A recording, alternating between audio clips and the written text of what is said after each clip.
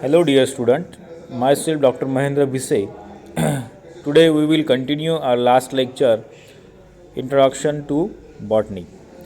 Friends, in last lecture, we have discussed about the origin of botany. So, once again, I shortly repeat it.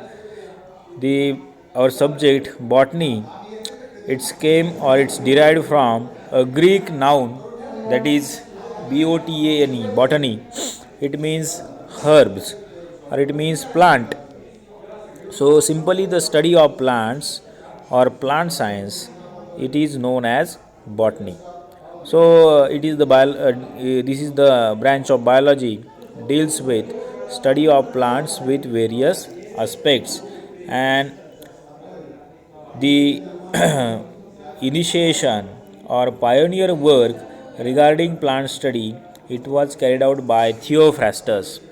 So Theophrastus, he was known as, or presently he is also known as, father of botany. Now in last lecture we also discussed about the five kingdom system of living organisms, and in these five major groups of living organisms are evolved from each other. Like firstly, when in the earth the living organisms are firstly born, they may be the kingdom Monera.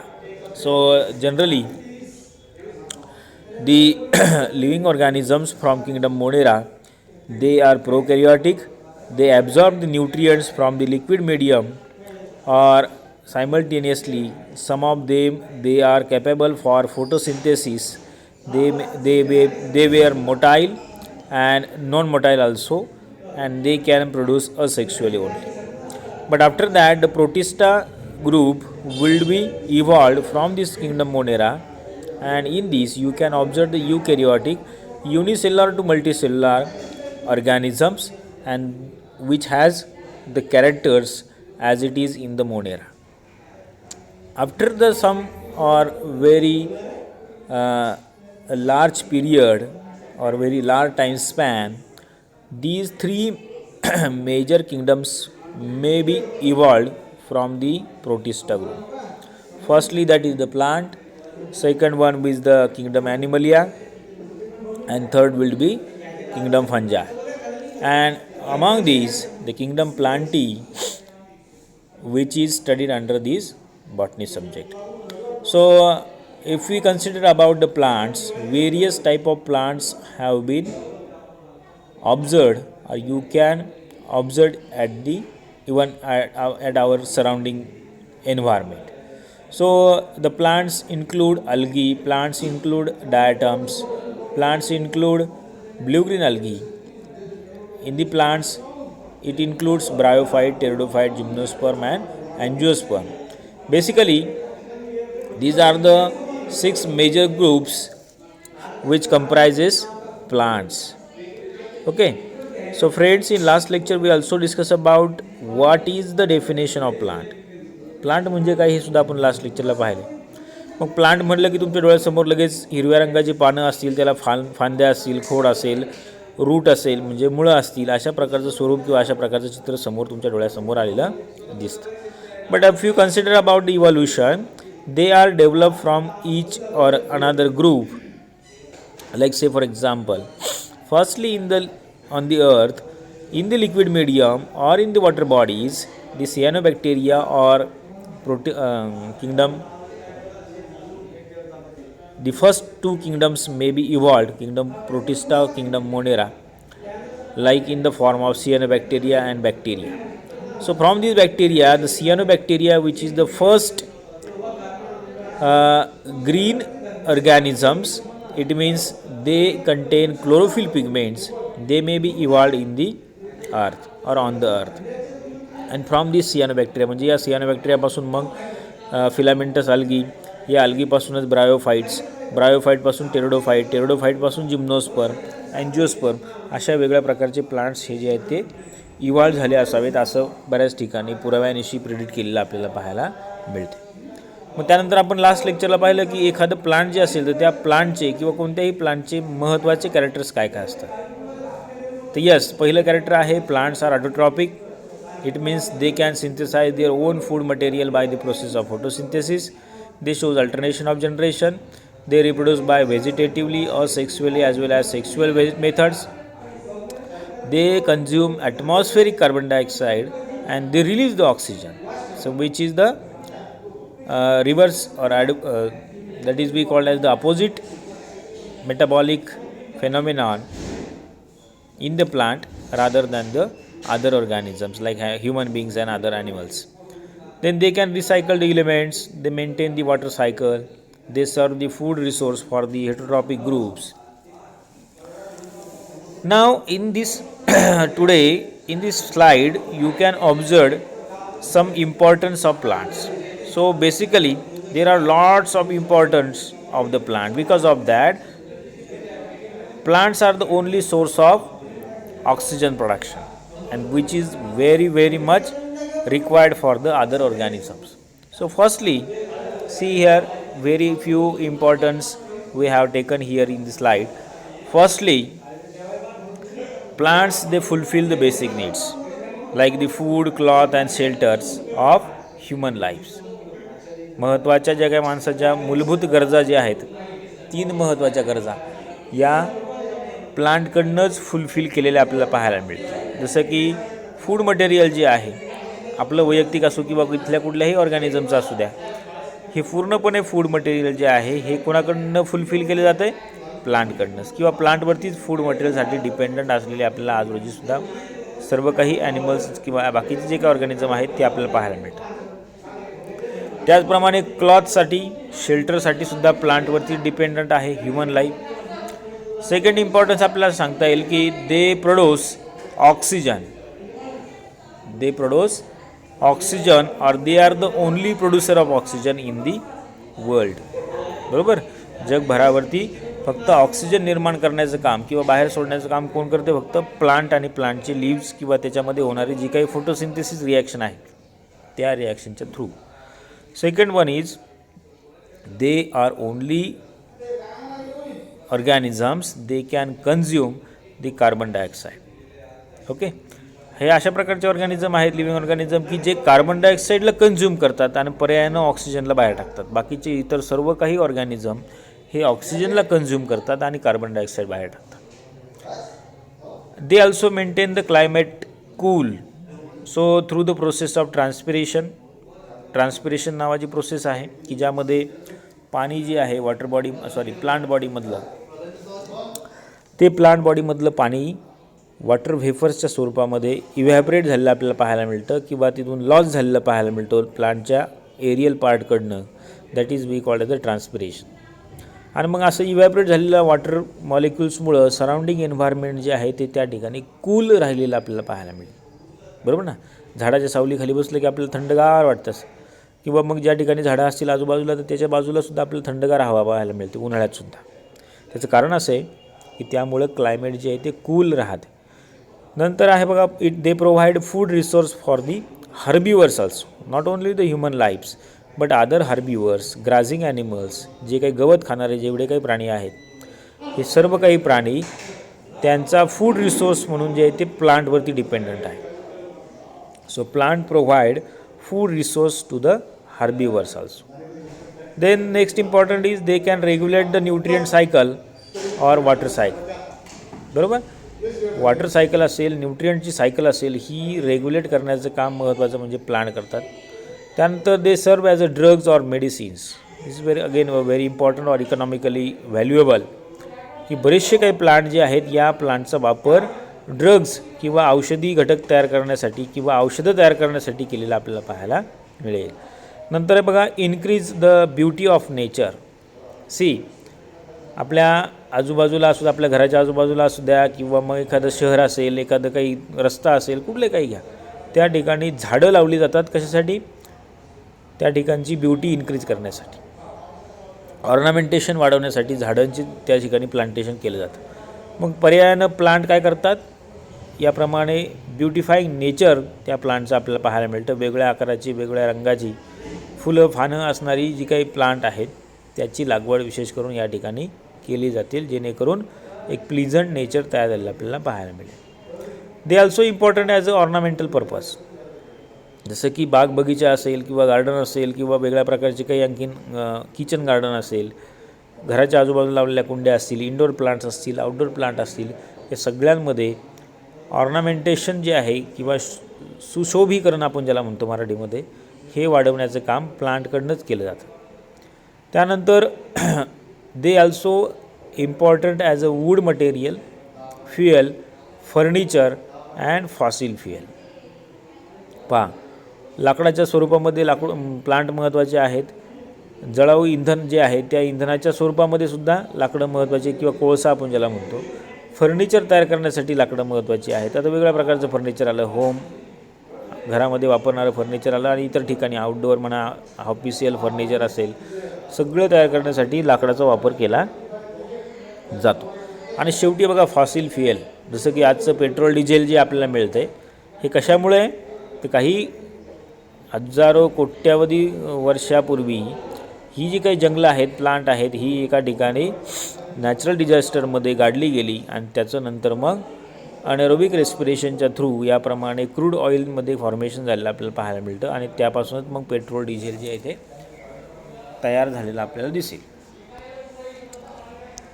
त्यानंतर botany या सब्जेक्टच्या branches जर बघितल्या तर बॉटनीमध्ये सुद्धा आपल्याला अनेक branches किंवा अनेक सब सब्जेक्ट पाहायला मिळतील. जसं की याच्यामध्ये मग इकॉलॉजी आहे, बायोजिओग्राफी आहे, जेनेटिक्स आहे, इव्हॉल्युशन आहे, पॅटेंटॉलॉजी आहे, मॉलिक्युलर बायोलॉजी आहे, सायन्स ऑफ मेडिसिन आहे, वेटरनरी सायन्स, या सगळ्याच्या रिलेटेड बॉटनी हा सब्जेक्ट आपल्याला पाहायला मिळतो. फिशरी आहे, forestry, horticulture, agriculture, poultry, animal husbandry, economic biology, forestry आहे, मॉर्फोलॉजी आहे, फिजिओलॉजी, एम्ब्रियोलॉजी, टॅक्सॉनॉमी, इकॉलॉजी, असे अनेक जेवढे काही सायन्सचे सब्जेक्ट आहेत, इवन फिजिक्स, केमिस्ट्री असू द्या, मायक्रोबायोलॉजी असू द्या, याच्याशी सुद्धा आपल्याला बॉटनी सब्जेक्ट जो आहे त्याचं काय म्हणतात त्याला रिलेशन आपल्याला पाहायला मिळतं. So they are related to other science also. Now in this slide you can observe in the plant various diversity or variations of the plant you can simply observe in the kingdom Plantae or in botany. So diversity of microbes as well as plants, like their diversity or various characters, they are classified into various groups. जसा पहिला group आहे बघा protista. प्रोटिस्टामध्ये काय आहे ते paramecium amoeba. Second आहे kingdom Monera. मोनेरामध्ये आपल्याला generally bacteria, viruses हे सगळं काही पाहायला मिळते. नंतर तिसरा ग्रुप आहे बघा सियानोबॅक्टेरिया, ज्याला आपण ब्ल्यू ग्रीन अल्गी असं म्हणतो, ॲनाबियाना, नॉस्टॉक, ऑसिलेटोरिया. नंतर त्याच्यानंतरचा ग्रुप आहे अल्गी, शेवाळ आपण ज्याला म्हणतो मराठीमध्ये. It includes pyrogyra, sargassum, batrachospermum, various other species of algae. नंतरचा ग्रुप आहे ब्रायोफाईट्स. त्याचं एक्झाम्पल घ्या जसं की रिक्सिया असेल, मार्केन्शिया असेल. टेरिडोफाईट्स आहे, ॲडियांटम आहे, ॲक्टिनोप्टेरिस, नेफ्रोलेपिस. नंतरचा ग्रुप आहे जिम्नोस्पर्म. त्याचं एक्झाम्पल घेतलं तर सायकस, पायनस, नेटम. अँजिओस्पर्मचं एक्झाम्पल पाहिलं तर मँगोज, सोयाबीन, पी प्लांट, असे अनेक एक्झाम्पल आपल्याला याचे पाहायला मिळते. यानंतर बॉटनी सब्जेक्टमध्ये पहा मित्रांनो, वेगळ्या प्रकारची डायव्हर्सिटी आपल्याला प्लांटमध्ये पाहायला मिळते as per their habit or body appearance. बरोबर, कोणत्या साईजचं प्लांट किती साईजचं आहे, कशा प्रकारे आहे, त्याला आपण त्याची हॅबिट असं म्हणू. जसं की हर्ब हॅबिट. हर्ब म्हणजे काय तर असं एखादं डेलिकेट प्लांट की ज्याचं स्टेम अगदी वीक आहे, ज्याच्यामध्ये सेकंडरी ग्रोथ होत नाही, लाकूड तयार होत नाही, जे आकारानं लहान असतं, डेलिकेट असतं, हिरवगार स्टेम आपल्याला बऱ्याच वेळेला पाहायला मिळेल, अशा कॅटेगरीच्या प्लांटला किंवा त्याच्या हॅबिटला आपण म्हणणार हर्ब. नंतर पुढचं आहे क्लाइंबर. आता क्लाइंबिंग ऑर्गन्स बघा, जसं की कारल्याची वेल असेल, दोडक्याची वेल असेल, द्राक्षाची वेल असेल, त्याला क्लाइंबिंग ऑर्गन्स असतात. ज्याला आपण म्हणतो काय म्हणतात त्याला, एक काहीतरी आहे त्यांना. त्याप्रमाणे क्लाइंबिंग ऑर्गन टेंड्रिल असं म्हणतात, टेंड्रिल ज्या ठिकाणी असेल, ज्या प्लांटच्या स्टेमवरती, त्या प्रकारच्या प्लांट हॅबिटला म्हणायचं क्लाइंबर. क्लाइंब करत जातात ते. नंतर दुसरा प्रकार ट्वायनर. आता ट्वायनर म्हणजे काय तर क्लाइंबरसारखंच, फक्त ज्याला क्लाइंबिंग ऑर्गन नाहीत, असे कॉईलसारखी वायर आपल्याला त्या प्लांटला पाहायला मिळते. मग ही बरीचशी जी काही ट्वायनर टाईपची ट्वायनर हॅबिट असणारे प्लांट जे इथे जमिनीवरती पसरलेले आपल्याला दिसतील. नंतरची पुढची हॅबिटचे टाईप आहे बघा श्रब. श्रब हॅबिटमध्ये you can observe a small size of trees which has a secondary growth, परंतु त्याची साईज मात्र जास्त 5 मीटरपेक्षा जास्त आपल्याला दिसणार नाही. मग तिसरी कॅटेगरी लार्ज साईजचे जे काही प्लांट आहे ज्याला आपण ट्री असं म्हणतो, तर त्या ट्री कॅटेगरीमधले जे काही प्लांट आहेत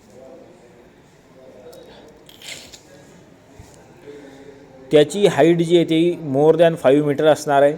सेकंडरी ग्रोथ त्याच्यामध्ये झालेली आपल्याला पाहायला मिळेल. त्याच्या स्टेममध्ये वूड फॉर्मेशन झालेलं आपल्याला दिसेल. रूट सिस्टीममध्ये वूड फॉर्मेशन झालेलं दिसेल. त्याच्या मोठमोठ्या फांद्या असतील, पानं असतील. या प्रकारचं नेचर ज्या प्लांटला असेल त्या हॅबिटच्या प्लांटला म्हणणार आपण ट्री प्लांट. नंतर पुढचं बघा बेस्ड ऑन लाईफ ड्युरेशन. त्या प्रत्येक प्लांटचा लाईफचा स्पॅन किती मोठा आहे त्यावरून आपल्याला काही प्लांटचे ड्युरेशन्स सांगता येतील, लाईफ ड्युरेशन. आणि ही एक डायव्हर्सिटी आपल्याला प्लांटमध्ये पाहायला मिळते. मग याच्यामध्ये बघा पहिला आहे इफिमेरल्स. आता इफिमेरल्स म्हणजे काय, तर काही प्लांट बघा पावसाळ्याच्या सीझनमध्ये अगदी महिना 1.5 महिनाच फक्त तेवढ्यापुरते येऊन पुन्हा नष्ट होतात. त्याची लाईफ सायकल तेवढ्या वेळातच पूर्ण होते. अशा प्रकारच्या प्लांटला म्हणायचं एफिमेरल्स. नंतर आहेत सीझनल. त्या ठराविक सीझनलाच येणारे प्लांट आहेत. जसं आता हिवाळ्याचं सीझन असेल तर गहू हरभरा ह्या हिवाळ्याच्या सीझनमध्येच येतो, बरोबर. किंवा मग पावसाळ्याच्या सीझनमध्येच काही गवतं येतात, ते त्याला म्हणायचं सीझनल प्लांट. नंतर तिसरं आहे ॲन्युअल प्लांट. आता काही प्लांट जे आहेत ते वर्षभर त्याची लाईफ सायकल कंप्लीट होण्यासाठी लागते, त्याला म्हणणार ॲन्युअल प्लांट. जसे की फॉर एक्झाम्पल सगळी आपल्या शेतातली जेवढी काही पिकं आहेत ही ॲन्युअल प्लांट आहेत किंवा सीझनल प्लांट आहेत, बरोबर. त्यानंतर बाय ॲन्युअल प्लांट आहेत बघा. काही प्लांट जे आहेत त्याला 2 वर्ष कंप्लीट लागतात त्याची लाईफ सायकल पूर्ण व्हायला. जसं फॉर एक्झाम्पल जसं बटाटा असेल किंवा मग कांदा असेल, ॲलमसिपा किंवा ओनियन आपण ज्याला म्हणतो. तर त्याची बी जी काय आहे, बिया सीडपासून तर पुन्हा पुढचं सीड तयार होण्यापर्यंतचं जे काही ड्युरेशन आहे त्याला म्हणणार त्याची लाईफ स्पॅन. आणि मग याच्यामध्ये 2 वर्षाचा गॅप आपल्याला पाहायला मिळेल. आणि बाकीचे इतर जे काही प्लांट आहेत ही वर्षानुवर्ष बरेच अनेक वर्ष 2 वर्षापेक्षाही जास्त मोठा लाईफस्पॅन आपल्याला ज्या प्लांटमध्ये पाहायला मिळतो अशा प्रकारच्या प्लांटला पेरिनियल प्लांट असं म्हणायचं. सगळेच्या सगळे ट्री, श्रब किंवा काही क्लाइंबर, ट्वायनर हे काय आहेत, पेरिनियल प्लांट आहेत. आता मग प्लांटबद्दलचा विचार केला तर प्लांट सायन्समध्ये या वेगळ्या प्रकारच्या ग्रुपचे जे काही प्लांट आपल्याला पाहायला मिळतात त्याचं आपल्या या ठिकाणी क्लासिफिकेशन करणं आवश्यक आहे. आणि त्यानुसार नॅचरल क्लासिफिकेशन प्लांटचं केलेलं आपल्याला दिसतं. मग पहिला ग्रुप आहे क्रिप्टोगेम्स. पहिला ग्रुप आहे क्रिप्टोगेम्स आणि दुसरा आहे फॅनोरोगेम्स. तर क्रिप्टोगेम्स म्हणजे काय की अशा प्रकारचे प्लांट की ज्या प्रकारच्या प्लांटमध्ये फ्लावर्स तयार होत नाहीत फॉर द सेक्शुअल रिप्रोडक्शन. बघा आता आम्ही जनरली जे काही प्लांट तुम्ही बघता तुमच्या शेतातले असतील किंवा आजूबाजूचे असतील त्या प्रत्येक प्लांटला फुलं आलेली तुम्हाला बघायला मिळते. फुलं कशासाठी येतात तर सेक्शुअल रिप्रोडक्शन होण्यासाठी, बरोबर. पण आता काही अशी प्लांट आहेत की ज्याच्यामध्ये फ्लावर्सच येत नाहीत, फ्लावर डेव्हलप होत नाहीत, त्याच्यामध्ये सेक्शुअल रिप्रोडक्शन इतर बाकीच्या पद्धतीने होत असतं. मग अशा प्रकारच्या प्लांटला क्रिप्टोगेम्स असं म्हटलेलं आहे. मग क्रिप्टोगेम्समध्ये पुन्हा आपल्याला असे काही 4 ग्रुप्स त्या प्लांटचे टाकता येतील. जसं की अल्गी आहे, शेवाळ जी आहे याला कधी फुलं येत नाही. फंजाय आहे, फंजायलाही फुलं येत नाहीत. ब्रायोफायटिक आहेत किंवा टेरिडोफायटिक आहेत. तर असे हे 4 जे काही ग्रुप आहेत याला आपण म्हणणार क्रिप्टोगेम्स. नंतर पुढचा ग्रुप आहे फॅनोरोगेम्स की ज्याला फ्लावर येणार आहेत किंवा सपुष्प वनस्पती असं तुम्ही मराठीमध्ये म्हणलेलं आहे त्याला, अपुष्प आणि सपुष्प वनस्पती. मग त्यापैकी पहिला आहे जिम्नोस्पर्म आणि सेकंड कॅटेगरी आहे एन्जिओस्पर्मिक प्लांट, ठीक आहे. त्यानंतर मग काही मजेशीर गोष्टी जर आपण बघितल्या प्लांटमध्ये तर वेगळ्या प्रकारच्या हॅबिटॅट्स आपल्याला प्लांटच्या बघायला मिळतील. म्हणजे वेगवेगळ्या ठिकाणी हे प्लांट्स जे आहेत ते ग्रो झालेले आपल्याला दिसतात. म्हणजे जसं की काही प्लांट बघा काय ॲक्वॅटिक हॅबिटॅटमध्ये दिसतात, ज्याला आपण म्हणू वॉटर लव्हिंग प्लांट्स. पाणी किंवा पाण्याच्या सभोवताली वाढणारे जेवढे काही प्लांट आहेत वॉटर लव्हिंग, त्याला जास्त प्रमाणात पाणी लागतं, अशा प्रकारचे प्लांट इतर माळरानावरती कोरड्या जमिनीमध्ये येणार नाहीत. अशा प्रकारच्या प्लांटला ॲक्वॅटिक हॅबिटॅट असणारे प्लांट असं म्हणणार. मग त्यापैकी 2 हॅबिटॅट आहेत, हायड्रोफायटिक हॅबिटॅट आणि हेलोफायटिक हॅबिटॅट. हायड्रोफायटिक हॅबिटॅट म्हणजे काय की गोड्या पाण्यामध्ये येणारे प्लांट, जसं की या ठिकाणी कमळ दिसतंय. आणि दुसरं आहे हॅलोफायटिक प्लांट की जे खाऱ्या पाण्यामध्ये, समुद्राच्या पाण्यामध्ये येणारे जे काही प्लांट आहेत, खारफुटीची जंगलं, मँग्रोव्ज प्लांट असं आपण म्हणतो, ती या ठिकाणी आपल्याला दिसते. दुसरा प्रकार आहे हॅबिटॅटचा, तो आहे टेरेस्ट्रियल लँड प्लांट आपण ज्याला म्हणतो, जमिनीवरती सर्वसामान्यपणे येणारे प्लांट. त्यापैकी एक कॅटेगरी केली आपण मेसोफायटिक प्लांट, की ज्या प्लांटला अगदी मॉडरेट पद्धतीने पाण्याची, जमिनीची, मोकळ्या वातावरणाची आवश्यकता असते आणि अशाच ठिकाणी हे प्लांट येतं, अशा प्लांटला म्हणणार मेसोफायटिक प्लांट. मग याचा एक्झाम्पल जर बघितलं तर तुमच्या सगळ्या शेतामधले जेवढे काही प्लांट आहेत हे सगळे काही मेसोफायटिक प्लांट आहेत. दुसरा कॅटेगरी आहे झेरोफायटिक प्लांट. झेरिक कंडिशन म्हणजे ज्या ठिकाणी पाणी अत्यंत दुर्मिळ आहे, कमी आहे, अशा ठिकाणी, अशा वातावरणात इकोसिस्टीममध्ये येणारे जे काही प्लांट असेल त्याला म्हणणार आपण झेरोफायटिक प्लांट.